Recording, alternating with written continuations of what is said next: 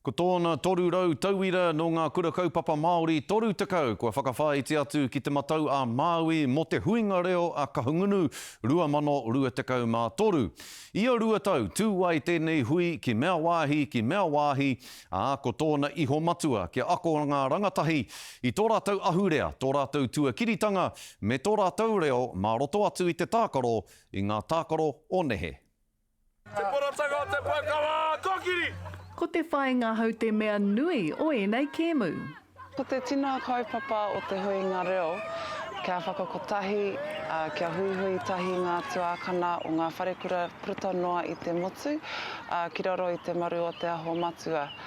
Kia pārekareka ngā mahi, kia ngahau ngā mahi, e hara i te mea me o kawarawa, pērā i ngā mahi o te kura, engari kia ngahau. Ka papai, atu matauenga. Ko te huinga reo he huarahi mō ngā tuakana o te kura, ara ngā tau te kaumārua, te kaumātoru hoki. Mō kua nei ko te ako i ngā haerenga tikanga o mai te pōhiri, mai ngā akoranga i tō tātai nei noho marae. Ko ia rake tū atu i ngā hakakoranga kārawarawatanga o te reo i ngā pauako.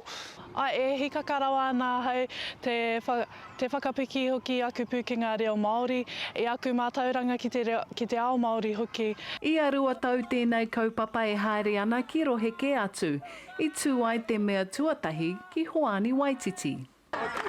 Tētai o ngā tinohua kia itai te taurahere tangata, ana kia whai hoa maurua haere ake nei, ka puta ana i te kura, ahakoa haere ki hea he raukura, kai tēnā pito o te motu. Ko rongo i te wheako nui o tēnei, te wawata nui o ngā tauira, kia waka hoki ai enei wawata, enei akoranga, kia rātou ake kura, kia rātou ake wharekura, kia pūaki poi a te reo i reira.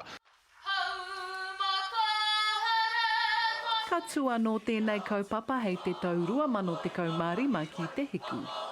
Aroha Treacher, Pikarere.